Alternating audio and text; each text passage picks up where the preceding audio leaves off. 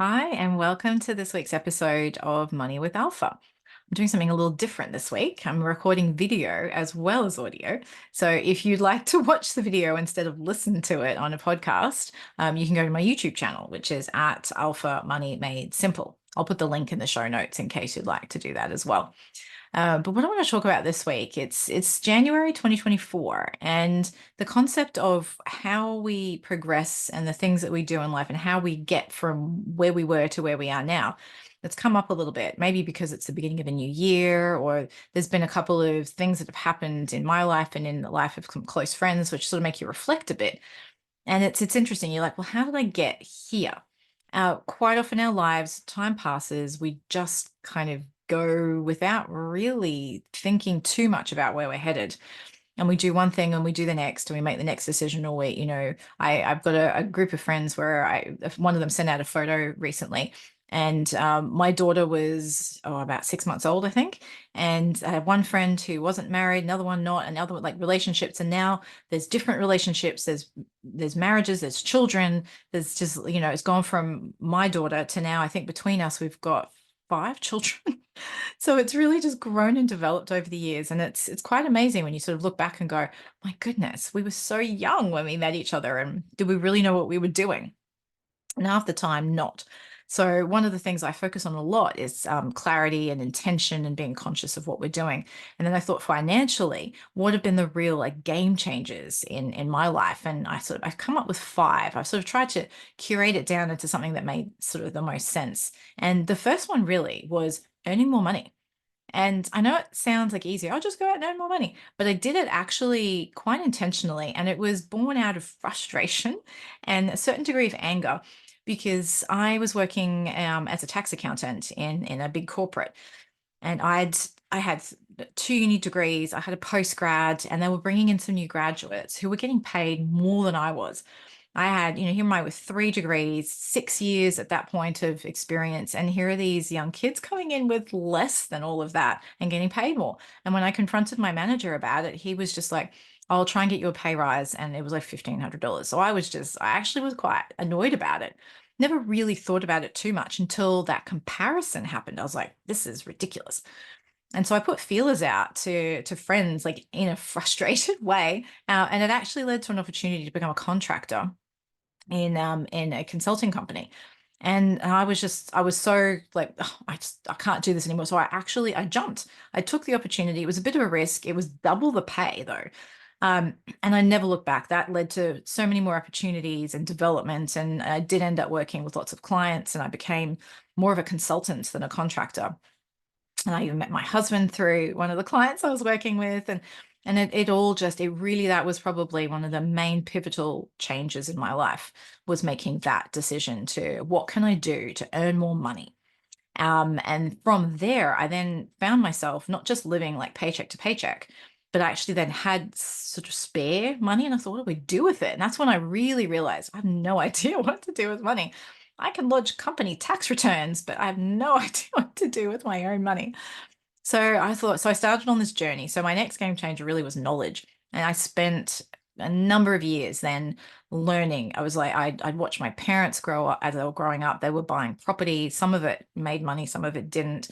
But what I remember about it was the debt. There was just so much debt there. And I thought, I don't want that. I want to travel. I want to be able to do things. And it just looks like a lot of heavy responsibility and a lot of money going into just buying a property and then, investment properties and all of that, even more so. So I started looking at investing. So I looked at share investing. I learned about candlestick charts and technical analysis, and I realized that share trading was not for me. So from there, I thought, oh, well, I'll look into property sort of investing and development. So I joined a couple of groups and I went to some seminars and I thought, I just can't get over this idea of borrowing that much money. It really just felt like a weight on me. So I thought, no, I need to find something else. And so then I got a financial planner who, while at the beginning, it was an education, let's put it that way, and I paid for that education too. It sent me down the path of a different way of investing and ideas about what to do, which then opened up my mind to the concept of financial planning, which is why I then studied financial planning because I was no, I didn't think he was really doing the best thing, and I was just curious about what actually, I was like, how else do you learn about money? So that's how I did it. I studied financial planning, and I thought that was the path I wanted to go down until I realized how constrained it is in terms of actually helping people learn about money and finances and mindset and all of the stuff that goes with it that actually the things that really constrain us. And so so there was all this knowledge gathering. So I probably spent almost 10 years just like gathering knowledge and doing things as well at the same time. So number three then in my list was consistent action.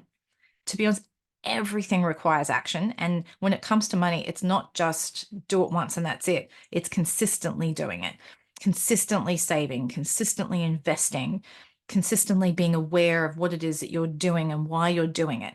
Do you like even at the moment, leading up to Christmas, I was probably a little bit more lax than I normally have. And then I was just like, oh, okay, I need to get back to this. And there's things I would normally just go, oh, my kitchen scale's broken. I'll just get a new one. Whereas I have a Thermomix. I was like, I'll just use the Thermomix scale. And I have this little mini one for anything, that I need to do that's a bit more delicate. So I'm just trying to like make do with stuff that, rather than also just getting more stuff as well. So I'm really just questioning, why do I need to spend another $80 on a scale? Anyway, micro things, but they compound and lead up to big things.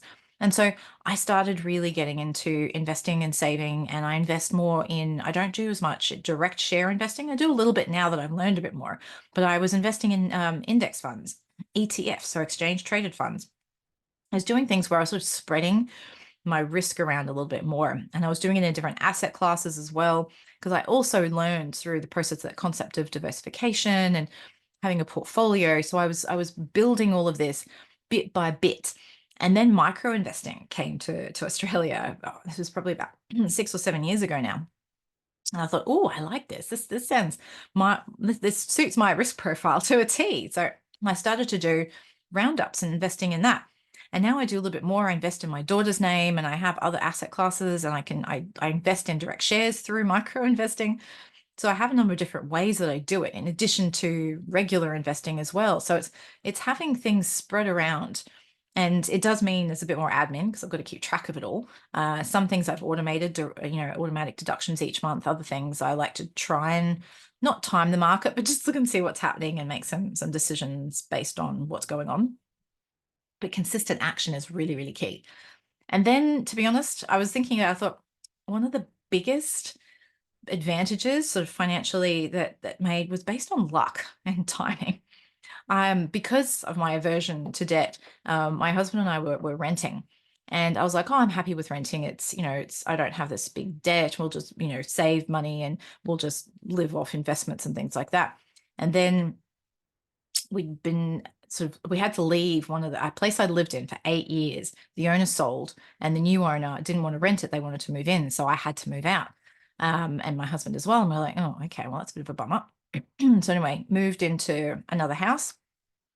And then they were heading down the path like they were looking to do the same thing. I was like, that's it. I'm fed up with the idea of getting kicked out of my own home again. So then I just started looking around, found a house, we bought it, we moved in within 2 months. Best decision we really could have made, because it also was a really good timing because shortly after that, the prices like doubled. So we actually got it in a really good time. So it was luck really and timing, and just again another game changer that was born out of frustration. Not that you really want to get to the point where you're so frustrated and you make decisions, because they're not always going to be good ones. So one of the things, so that was a piece of luck, and it was a really, really good piece because of all of the other things that had happened before that. Between my husband and I, we were quite financially sort of set up, so it was really easy to buy a house and then looking at paying the house off. But then the thing that kind of came out of all of this for me, and this is one of the things I really focus on with clients, and I really encourage you to focus on as well, is your lifestyle vision, getting clear on what it is so that you're not like reactionary with things. You're not just, reacting to frustrating situation or anger, or feeling like you're trapped and you can't do anything because you don't have the money, or whatever it happens to be. You want to be able to be in a position more of empowerment and making the right decisions because they're aligned with what it is that you want and how you see your life and your lifestyle. So now I've gotten very clear on what kind of lifestyle that I actually want, and that impacts the kind of car that I drive, the house that I've got, the type of holidays we do. All of these things impact that. And anytime I might fall off the wagon, which, like I said, happens, um, I very quickly snap back and am reminded of this and just go, yeah, what am I doing? Okay, back on track. And it doesn't feel like a burden or like I'm being denied anything, because it's the decision that I've made and the direction that I want. And it's a conversation that I've also had with my husband. And we even communicated with my daughter as well, even though she's only 8. She still sort of gets it. But she's got her own vision. Like, she's already started to envision what she wants, and she's going to need to earn a bit of money for the kind of lifestyle that she wants. Luxury yachts, traveling business class. I chuckle at the moment at this 8-year-old's vision. And who knows? You never know what's going to happen. So rather than squashing them, it's like, right, you got to figure out how to make it happen then. So it's really, really important to have that vision. But they were like the 5 things that have helped me get more financially settled at this point in my life than I probably would have been. So a lot of it was kind of stumbling through and being reactionary, but earning more money was the first thing, really. Gathering my knowledge, understanding a bit more about investing, but also more importantly, the type of investing that I wanted to do and what I was comfortable with and how I wanted to manage it, and whether I wanted somebody else to manage it or whether I wanted to manage it myself, all of that kind of stuff. So that was number 2. And then number 3 was taking consistent action with what I decided to do after all of that knowledge that I built up, and how I actually wanted to live that life. And then number 4 was there's a bit of luck. Sometimes there is just a bit of luck in there. We can't obviously plan for that or do anything about it, but look back on your life and kind of recognize when it's happened and what's kind of triggered the luck, because there's usually something that's happened to make you go, okay, I'm going to do this, or whatever it is. But just look at that and think, okay, do I really want to be motivated by that kind of thing, like, frustration or whatever, or do I want to be a little bit more clear on the path and the kind of life that I want? And then what sort of decisions do I need to make, and what things do I need to change, and what sacrifices potentially do I need to do, or what habits do I need to have in order to make that happen?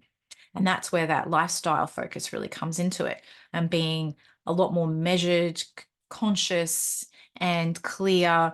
And then taking that aligned action becomes a lot easier, and making the right decisions. It makes it easy to set boundaries. It makes it easy to know what to say yes and no to. And then you start to feel like, oh yeah, I'm actually kind of on top of this. This is all right. And in the end, it becomes actually quite boring because once you get it all set up and humming, you don't really have to do much about it. And maybe once a year, you have a little bit of a look over all your stuff. And generally, when we do our tax returns, is when we kind of do that sort of review. And you do it in your business as well. You can do that quarterly, because we have to do BAS's quarterly, unless you're a really big business and you're doing them monthly. But yeah, you just do a little bit of review and you go, is this heading in the direction that my lifestyle vision has? And you can write it down. Like, I've got a piece of paper on my wall here and I can read it anytime I want. And sure enough, sometimes I have to actually kind of consciously read the words because I know what it says. I've read it a lot. But it's really, really important to have that. So I highly encourage you to do a little bit of a self-review about where things are at right now and where you would like to be, and be as clear and specific as you can, because it then makes it a lot easier to make the decisions to help you get there. So I hope you find that useful, and feel free to comment and send me messages about what this has done for you. And feel free to share it as well if you'd like to as well. All right, enjoy the rest of your day.